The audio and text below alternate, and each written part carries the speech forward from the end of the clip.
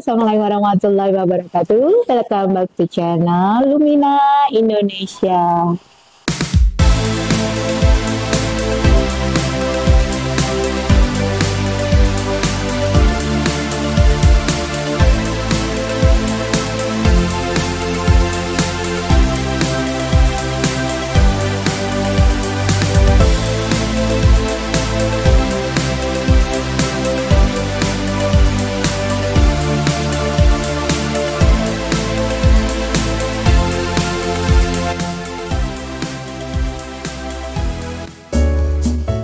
Halo Sobat Lumina Indonesia dimanapun berada. Di video kali ini saya akan membahas atau menceritakan tentang apa sebenarnya itu mendiagnosis bisnis kita.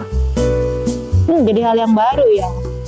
Kalau misalnya kita sakit nih, kan udah jadi hal yang wajar ya, kita akan pergi ke dokter atau orang yang ahli dengan kondisi kita untuk check up ya, untuk tanya kira-kira saya ini sakit apa nih.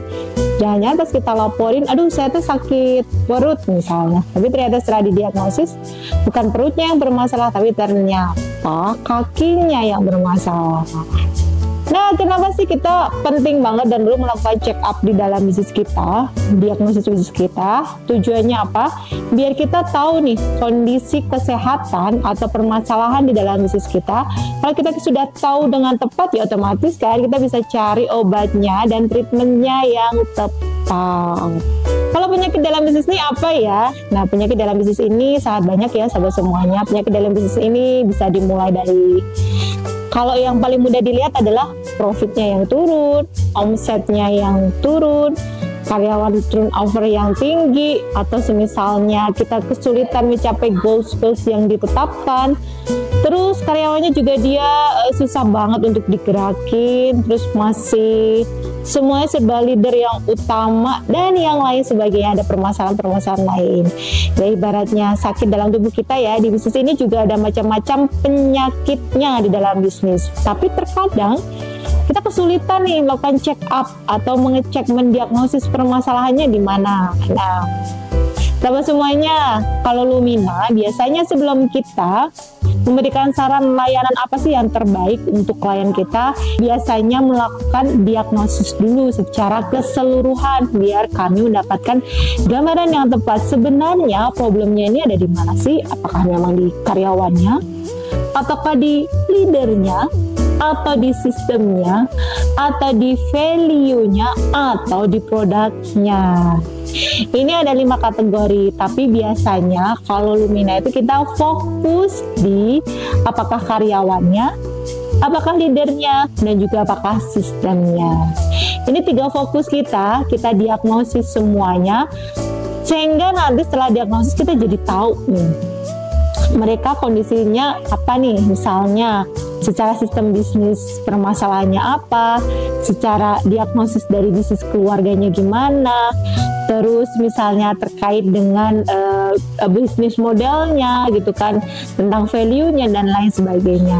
Setelah kita diagnosis, terus kita kasih nilai nih, nilainya ada berapa. Nah, setelah nilai ini kita gabungkan, kita bisa mengelompokkan apakah dia kondisi yang kritis, kondisi yang permanen, kondisi yang moderate, atau dalam kondisi yang low, terkait dengan resiko dalam bisnis secara jangka panjang.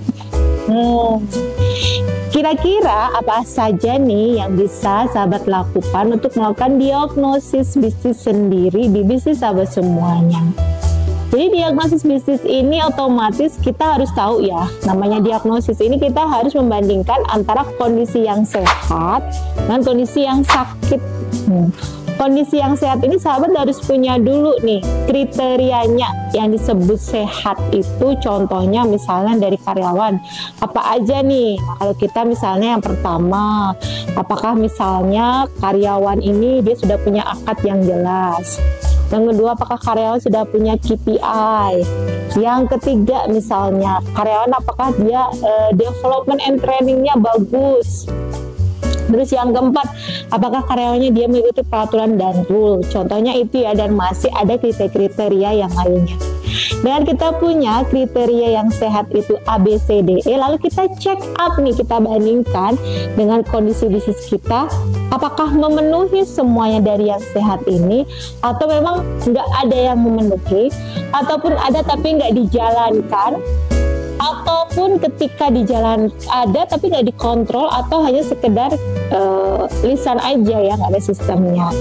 Nah, dari sini sahabat bisa menilai, oh ternyata dari 10 kriteria hanya ada 2 kriteria yang masuk ke dalam bisnis saya. Maka otomatis kondisinya dilihat dari sisi karyawan dalam kondisi yang cukup membahayakan nih kalau dibiarkan terus menerus, terutama untuk sahabat nih yang usia bisnisnya lebih dari 5 tahun, bahkan ya lebih dari 10 tahun, terutama ya kalau dalam sistem level bisnis idealnya dia sudah mencapai level keempat, tapi banyak juga yang level 1 itu belum selesai karena fokus untuk selling.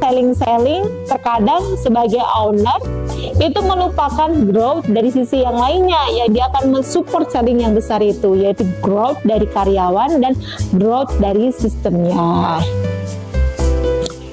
Oke deh sahabat, tadi gimana nih tips singkatnya? Jadi sebelum sahabat melakukan diagnosis, sahabat perlu tahu dulu, cari tahu kriteria bisnis yang sehat dari karyawan, harusnya dari dalam kondisi sistem bisnis dan kondisi leadership yang sehat itu kriterianya apa saja.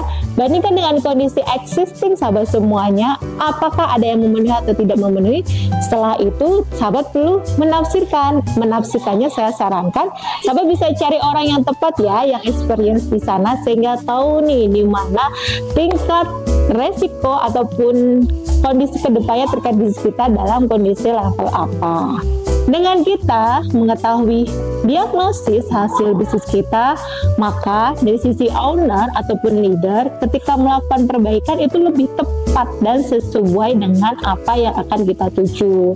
Karena jangan sampai ketika kita melakukan perbaikan itu nggak sesuai dengan kondisi permasalahan yang akan kita selesaikan, yang akhirnya itu jadi nggak efektif dan efisien ya. Kita sudah buang tenaga, buang waktu, buang pikiran, dan membuang kesempatan yang ada. Oke deh sahabat semuanya, kalau kalian punya bisnis jangan lupa dicek up dan diagnosis bisnis kalian secara reguler biar kalian tidak ketinggalan kondisi kesehatan di bisnis kalian. Jangan lupa ya, kalau konten ini terasa bermanfaat, inspirasi dan membantu, ditunggu like, komen, dan share-nya, dan sampai jumpa di video selanjutnya. Assalamualaikum warahmatullahi wabarakatuh. Dadah.